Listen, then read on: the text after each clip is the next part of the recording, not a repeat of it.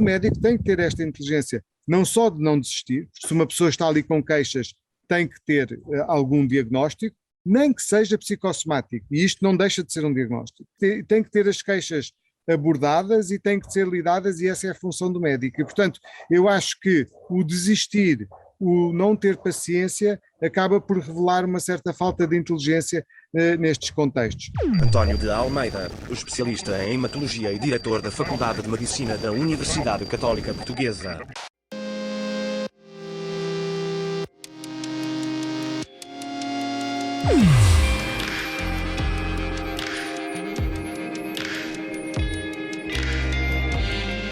Carne esperta. Eu sou o Bis, jornalista do mundo das máquinas com o objetivo de investigar a inteligência humana. Bom dia, o que é um médico inteligente? Eu acho que talvez o maior desafio da medicina é nós conseguirmos não só perceber, portanto fazer todo o trabalho detetivo de perceber o que é que as pessoas têm, o que é que os doentes têm, como é que os vamos tratar, mas também conseguir fazer chegar isso à pessoa e dar o descanso e o conforto às pessoas que estão doentes, de que estão a ser acompanhadas e que estão a ser acarinhadas no seu percurso de doença. E isso é verdadeiramente o que vai distinguir o médico da máquina.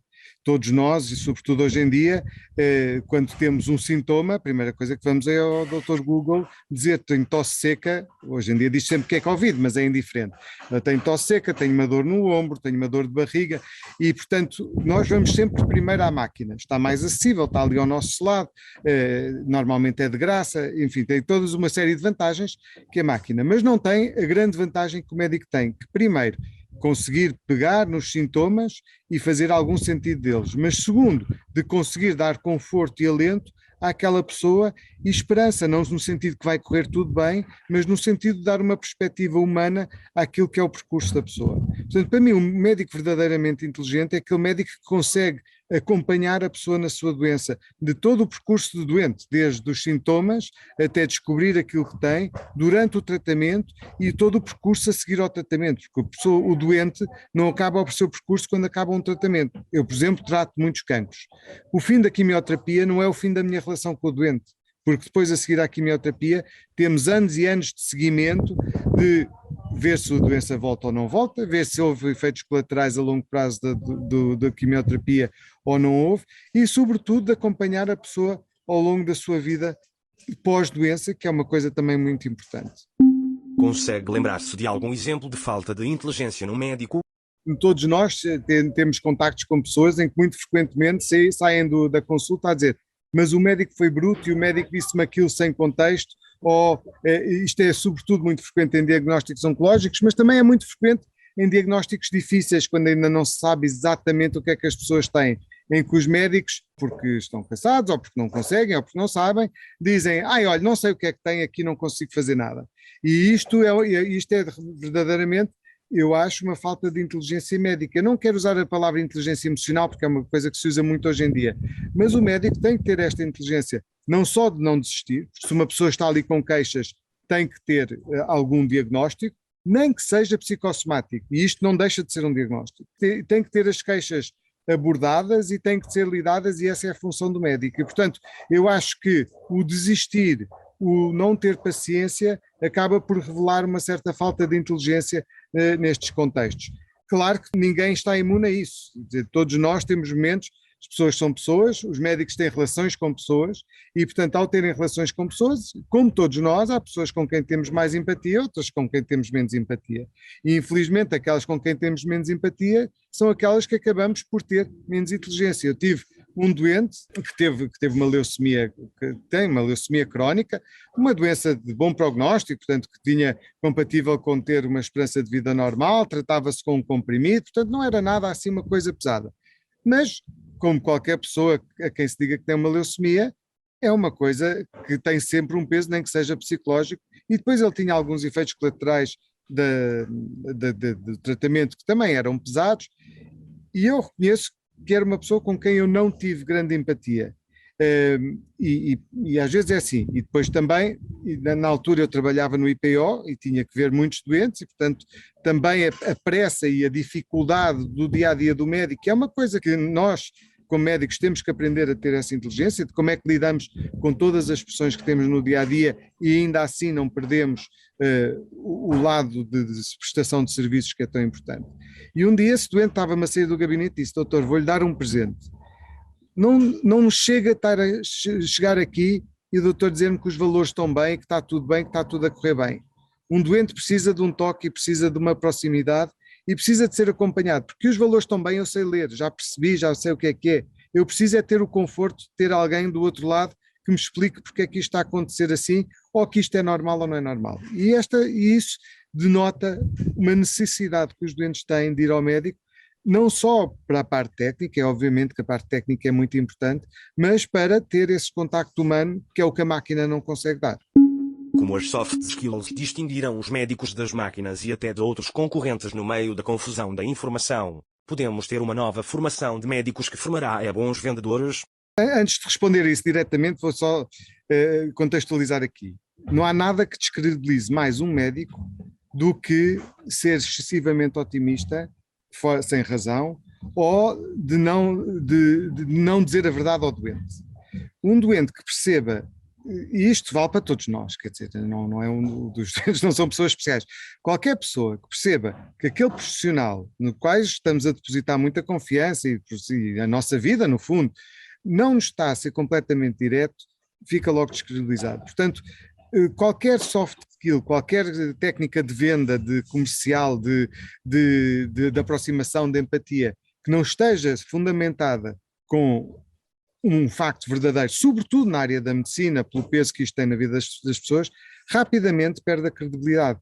E quando se vai a medicinas alternativas, aquilo não deixam de ter credibilidade, porque no fundo o que os médicos das medicinas alternativas dizem é: eu próprio vou a um osteopata. E o que o osteopata não me diz é: vou-te curar. Ele diz: olha, isto está tudo fora do sítio, vou fazer aqui uns cliques na coluna, vou torcer o pescoço como se fosse uma galinha e vais ver que te sentes melhor. Se não te sentes melhor, diz-me qualquer coisa, mas explica-me o que é que se passa. E, portanto, isto não descredibiliza de maneira nenhuma a técnica e o hard skill, o saber dele. E, portanto, a nossa grande aposta na Faculdade de Medicina, na Universidade Católica, é em duas frentes. A primeira frente é a aposta no conhecimento. Isto é a aposta no que chama hard skill, em que os alunos aprendam aquilo que têm que aprender, aprendam a anatomia, a fisiologia. Mas nós pegamos em metodologias de ensino que fazem com que esta aposta no conhecimento seja mais sólida. O ensino tradicional é ter aulas teóricas, portanto estar a aprender passivamente, ter alguém ali a debitar saber, e debitam, claro, estudar imenso para um exame, e toda a investigação na educação mostra que passado 15 dias do exame já se esqueceu de 75% daquilo que se sabia. O que nós fazemos é quase o contrário, é dizer aos alunos: olha, tenho aqui um problema, o João foi para a África ajudar, voltou com diarreia e agora está desidratado e teve que ser internado.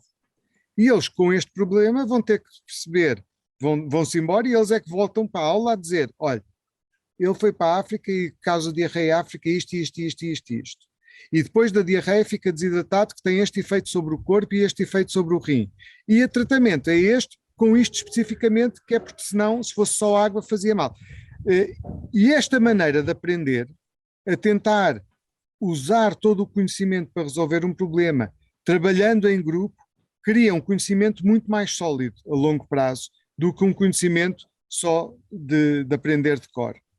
Mas não só tem um efeito de criar um conhecimento mais sólido, como aborda a segunda parte da nossa grande aposta, que é ensinar aos estudantes de medicina as competências, a inteligência que eles precisam ter para ser médicos. E, portanto, eles têm que trabalhar em equipa para resolver estes problemas, não é uma atividade individual, é uma atividade de equipa. Eles trabalham em equipa para adquirir o conhecimento, trabalham em equipa para apresentar o conhecimento adquirido e, portanto, tudo isto é um trabalho que é o que nós temos que fazer na medicina, uma coisa multidisciplinar. Nós não trabalhamos sozinhos como médicos, temos de trabalhar com outras especialidades, com enfermeiros, com fisioterapeutas, com secretários, tudo isto faz parte dos cuidados médicos. E depois também ensinamos, temos um laboratório que nós chamamos o Laboratório de Competências, onde desde o primeiro ano os alunos fazem consultas com doentes simulados, são voluntários, são estudantes de medicina, reformados, atores, e que vêm fazer consultas simuladas, e portanto depois essas consultas são gravadas, os alunos veem a sua própria performance na consulta, autocriticam-se, criticam os seus pares, são vistos pelos professores e assim vão adquirindo técnicas de comunicação de coisas tão simples como apresentar-se quando o doente entra, que é uma coisa que parece básica, mas que no ran-ran já se calhar até nos esquecemos de fazer, de convidar o doente a sentar-se, de deixar o doente falar e não interromper. Tudo isto são coisas importantes. E depois aprendem também as técnicas de médico, de como é que se ausculta, como é que se palpa uma barriga, etc. E tudo isto aprendido desde o primeiro ano, em atividade de grupo, com outras pessoas a olhar para nós e a criticar-nos e a ajudar-nos a construir a nossa base de competências dos soft skills, consolida muito, liga logo desde o princípio a atividade intelectual de conhecimento à atividade clínica. Como é que o que eu aprendi sobre o corpo liga diretamente ao que eu vejo na clínica. E isso é que são as nossas apostas para criar médicos, gerar médicos que sejam verdadeiramente inteligentes, que consigam integrar tudo, o conhecimento e as competências. Os critérios de escolha dos futuros médicos na Faculdade de Medicina da Católica continuarão a ser as notas no exame de matemática, físico-química, etc., mais a capacidade monetária para pagar as propinas? Nós estamos a tentar mudar um bocadinho esse formato. Até agora, o formato de escolha de médicos de estudantes de medicina em Portugal era por notas. E todas as faculdades em Portugal ainda funcionam muito por notas. Claro que é muito mais fácil, muito mais simples, é uma coisa numérica, faz-se uma seriação numérica, é objetivo, toda a gente faz mais ou menos o mesmo exame dentro de sistemas diferentes e conseguimos fazer assim. Nós introduzimos, dentro daquilo que nos é permitido por lei, porque nós também temos que seguir a legislação da admissão às faculdades, e só temos 15% da nossa nota de admissão que nós podemos usar outros critérios de seriação. Portanto, 85% tem que ser a nota do secundário, físico-química, biologia, matemática, exames de acesso, e depois os 15% nós usamos perguntas dirigidas, vocacionais, porque é que quer estudar medicina, porque é que quer vir para a Católica, que experiência é que tem de medicina, voluntariado antes de ser estudante de medicina, e também usamos entrevistas, que são entrevistas altamente padronizadas, são situacionais, portanto nós temos alunos e dizemos, olha, tenho aqui uma pessoa que está no avião e está em pânico, como é que vai lidar com esta situação? Tenho aqui, isto são cenários do ano passado, portanto eu posso dizer isto, o ano que vem este ano vão ser diferentes. Está numa festa, é médico e o médico cirurgião que está de urgência está bêbado, mas ele quer ir operar, como é que vai lidar com isto?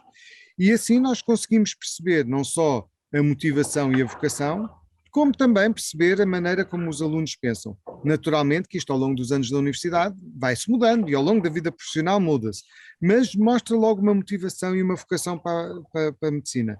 Eu acho que temos que acabar um bocadinho com esta técnica, com esta concepção social de que quando se tem boas notas deve-se ir para a medicina. Medicina é um caminho duro e altamente vocacional. As pessoas têm que gostar de ser médicos, têm que gostar do que fazem, porque senão a dureza do dia-a-dia elimina a beleza do que é a medicina. E, portanto, é isso que nós queremos identificar e selecionar. E em relação às propinas, de mais de 16 mil euros anuais, como é que isso não é um critério de exclusão de certas inteligências só com base socioeconómica? As propinas não são mais do que aquilo que custa um curso de medicina, a única diferença é que no Estado o Estado paga e aqui quem paga são as famílias. Mas não são só as famílias.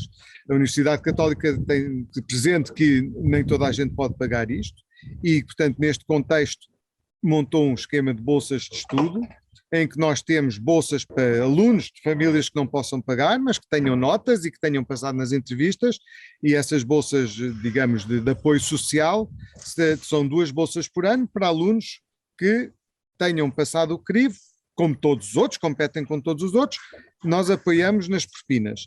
E também temos bolsas de mérito para muitos alunos, bolsas de partes das propinas, para alunos que realmente tenham se desempenhado bem numa área ou noutra do curso que ajudamos a pagar. Portanto, o nosso objetivo é que realmente aqueles que tenham vocação e que tenham muitas capacidades intelectuais e de personalidade que possam estudar mesmo que não tenham possibilidades financeiras.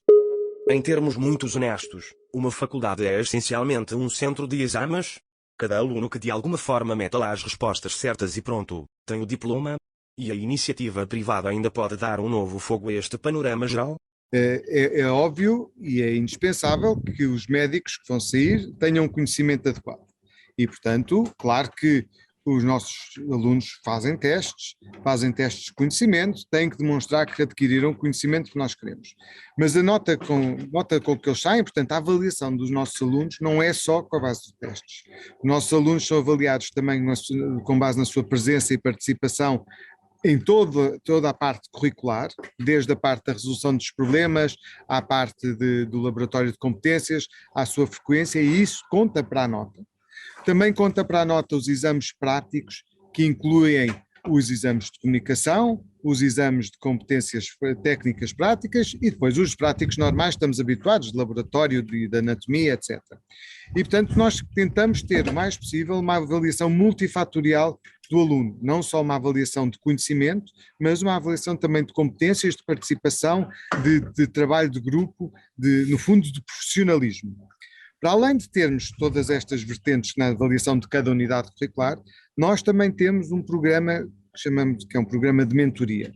Cada um dos nossos alunos está ligado a um mentor que o acompanha em paralelo às outras unidades curriculares. Portanto, os nossos alunos, todos os seus conhecimentos, tudo aquilo que eles fazem, inserem numa plataforma, que nós chamamos um portfólio, e que é avaliado periodicamente, 4, 5 vezes por ano, pelo mentor. Portanto, o aluno senta-se com o mentor, sozinho ou em grupo, e fala sobre a sua experiência, reflete sobre a sua experiência ao longo do ano, porque é que teve boa nota a genética e não teve boa nota a fisiologia. Estou a dar um exemplo, o que é que gostou mais, o que é que não gostou, o que é que está a correr bem, o que é que não está, sente-se à vontade nas entrevistas simuladas ou não, sente-se à vontade ao escutar um colega ou o que é que o põe menos à vontade quando tem que escutar o colega, e tudo isto também ajuda a criar um profissional, não é só o seu conhecimento ou até as suas competências técnicas, é a capacidade de refletir.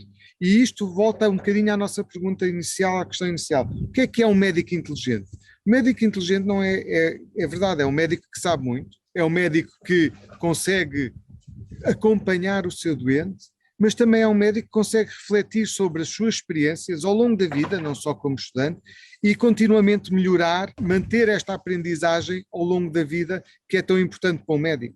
Sobretudo hoje em dia, que temos tanta informação, sempre cada vez mais informação nova, é preciso nós, como médicos, sabermos aprender, não aprender factos, mas aprender onde ir buscá-los e aprender como lidar com os factos novos. E esta capacidade de reflexão é uma coisa que queremos trabalhar muito e trabalhamos muito no nosso curso, exatamente para não cair nesse perigo de vem os médicos de um currículo que a gente não conhece, apesar de ser um currículo, vou aqui pôr um parêntese, com provas dadas. O currículo que estamos a implementar não foi um currículo que nós inventámos ontem, é um currículo da Universidade de Maastricht, muito bem estudado, muito bem já implementado e que tem provas dadas a nível profissional dos médicos que forma. Portanto, nós estamos a aplicar um modelo com provas dadas, não é um risco enorme que alguém esteja a correr por seguir este modelo. Mas ainda assim, queremos que os médicos saiam com estas capacidades de empatia, da reflexão e da aprendizagem ao longo da vida. Quando está envolvido em decisões na sua faculdade, tende a ser mais conservador ou mais inovador? Acho que somos bastante progressistas. Acho que na minha faculdade tenho a sorte de ter implementado um departamento de educação médica muito forte, que desde o princípio, do princípio da faculdade, sempre esteve na origem de assegurar os métodos de educação, fazer investigação em educação, tentar ir mais além, tentar pôr coisas diferentes. Nós temos a sorte, criando um projeto do zero, de podermos, de não termos grandes amarras a estruturas que já possam existir. Podemos ter essa liberdade e isso é uma sorte. E, portanto, tenho uma equipa na faculdade que zela muito, não só por manter o método fidedigno, como também por fazer progressos nesse método de educação. E o mesmo posso dizer para os diretores da anatomia, do laboratório de competências, dos laboratórios tradicionais. São tudo pessoas que, sim, têm a solidez de querer garantir que o mínimo ou o máximo esteja lá, mas que têm a coragem de dar um passo em frente. E eu acho que este tipo de projeto cria-se mesmo com equipas que tenham visão, com equipas que queiram mudar as coisas. E essa equipa vejo tanto na faculdade como depois no Grupo Luz, que é o nosso parceiro clínico, que sempre apostou muito neste projeto da Faculdade de Medicina e continua a apostar e que faz parte da equipa, inequivocamente, em impulsionar para a frente o centro de simulação, as instalações do hospital, os próprios médicos que empurram para a frente e que querem participar na faculdade, mesmo antes de terem os anos de ensino clínico, querem já fazer parte de tudo isso é muito entusiasmante e leva-nos a ser corajosos na implementação de coisas novas, mas ao mesmo tempo ter a certeza que aquilo que é importante está lá. Já ficou claro que a nova Faculdade de Medicina não é nenhuma experiência imatura arriscada, mas até em geral, numa questão que afeta todas as faculdades que formam médicos, como é que substancia a futura empregabilidade dos seus alunos? Esta faculdade tem aqui alguma mais-valia? Antes de mais nada, acho que temos que ver que a empregabilidade da classe médica é 100%, portanto, só por inerente a si é 100%. E nós vamos estar a formar, agora este ano são 50, mas em velocidade de cruzeiro vamos estar a formar 100 alunos por ano. É pouco provável que os 100 alunos por ano vão inundar o mercado e mudar muito esta estatística do 100% de empregabilidade. Mas de qualquer maneira, e puxando um bocadinho por aquilo que está a dizer, porque no fundo está a perguntar, porque é que eu hei de pôr o meu filho nesta faculdade e não noutra? Primeiro, quando eu olho para os meus alunos e quando ouço os meus alunos, o nível de entusiasmo e de dedicação, do que eu vejo do gosto que eles têm em estar a estudar é fantástico. E eu acho que isso é uma coisa que qualquer pai quer, é ver os filhos contentes a fazer aquilo que eles estão. E isso já vale muito. Segundo, nós temos várias facetas que acho que são uma mais-valia para o mundo profissional. O nosso curso é em inglês, é lecionado em inglês. Todos os alunos vão ter que falar em português quando chegarem aos anos clínicos e todos os alunos, ninguém vai falar com portugueses, com doentes portugueses que não saibam falar português. Isto aplica-se aos alunos estrangeiros que temos e que haveremos de ter. Mas o curso é em inglês e isto abre muitas portas. Esta possibilidade, eu sei que hoje em dia quase toda a gente sabe falar inglês, mas a capacidade de se expressar em inglês, de ter toda uma vida profissional em inglês, abre imensas portas em Portugal e fora. Segundo, nós apostamos muito nas competências, nos tais soft skills, e isto acaba por ser uma mais-valia para qualquer empregador. E também estamos associados a um mercado que é um mercado em grande expansão, que é o mercado da medicina privada. E o Grupo Luz é um grande grupo de hospitais privados, mas que estão a crescer, tanto o Grupo Luz como outros hospitais privados, e portanto isso também dá-nos alguma segurança de que vai haver mais emprego para o futuro. Mas por fim eu acho que não nos podemos esquecer que, e eu acho que falo muito das máquinas e como as máquinas podem possivelmente tirar emprego, mas a nossa história é exatamente o contrário. Os computadores vieram trazer ainda mais oportunidades de emprego, ainda mais trabalho a todos. De repente passámos a ter Zooms e com Zooms temos ainda mais trabalho do que alguma vez teríamos. Portanto, eu acho que tudo o que seja máquinas só nos está a aumentar aquilo que os seres humanos têm que fazer e não a reduzir. E, portanto, eu não tenho dúvida nenhuma que sim, o do Dr. Watson, todas estas plataformas informáticas só vão aumentar a necessidade de médicos. E digo-lhe porquê, porque no fundo vamos estar a mudar, e isto é outra grande linha, grande vertente do nosso ensino na Faculdade de Medicina da Universidade Católica, é virar um bocadinho o foco da medicina de tratamento, da medicina aguda, da medicina curativa, para a medicina preventiva. E a medicina prevenção é um mundo enorme que se está a abrir hoje em dia. Cada vez mais, quer dizer, todos nós já fazemos isto no dia-a-dia. O que é que devemos comer para ser saudáveis? Que tipo de exercício é que é melhor do que o outro? Que tipo de alongamentos é que são melhores que os outros? Que tipo de comportamentos? Fumar, estupefacientes, medicamentos, etc. Como é que vamos ser mais saudáveis? É uma medicina de prevenção social que já fazemos. E a medicina de prevenção médica vai ter que entrar neste mundo. E já entrou, já começa a entrar. E os nossos médicos do futuro vão estar nisso, vão estar na medicina de prevenção, na medicina crónica dos idosos, né? O André e eu já vamos viver até aos 100 anos, o André até aos 120, eu já até aos 100. Vamos todos viver mais. Já é normal ter pessoas com 95 anos. O que eu agora tenho 50. Há 30 anos, 95 anos era muito ano. Hoje em dia, estamos à espera de ver pessoas de 95 anos. Não é invulgar. E, portanto, cada vez mais vamos ter mais pessoas a viver mais tempo e a precisar de cuidados médicos, tanto para as suas doenças crónicas como para a prevenção. E nesse mercado vai haver muito espaço para muitos médicos, sobretudo médicos inteligentes como nós queremos formar. Espaço para muitos médicos, sobretudo médicos inteligentes como nós queremos formar. Como o curso já é em inglês e tudo, não está então a formar médicos mais facilmente imigrantes, que se juntarão à fuga de cérebros de Portugal. Como qualquer educador, não é? Quer dizer, eu como pai e como educador, o meu objetivo é abrir as portas das possibilidades aos meus estudantes, aos meus filhos. O meu objetivo não é limitá-los, trancá-los, prendê-los àquilo que eu quero que eles façam.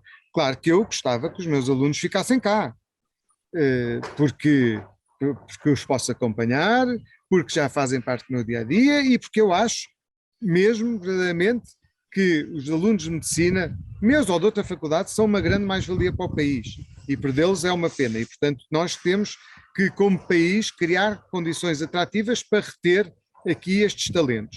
Mas, de qualquer maneira, como educador, eu quero é que abrir as portas das possibilidades aos meus estudantes. Portanto, o inglês não serve só para eles poderem ir lá para fora trabalhar, serve para eles poderem ficar cá, ir a congressos, ter ligações internacionais, colaborações internacionais. Nós somos um país pequeno, de dimensão pequena, portanto, quanto mais colaborarmos, melhor pode ser a nossa medicina. E eu acho que essas portas são as portas que eu quero abrir, não tantas da imigração, mas da colaboração internacional. Porque que muitas vezes a faculdade é não só imparcial mas antagonista ao aluno, onde vigora o medo e a chantagem do poder da avaliação e certificação, ainda para mais com a desculpa de que no ensino superior os alunos é que se têm de se desenrascar independentemente da qualidade do ensino. Oferece algo de diferente na sua faculdade? Esse modelo de proximidade é exatamente o que nós estamos a querer construir e estamos a construir para e passo.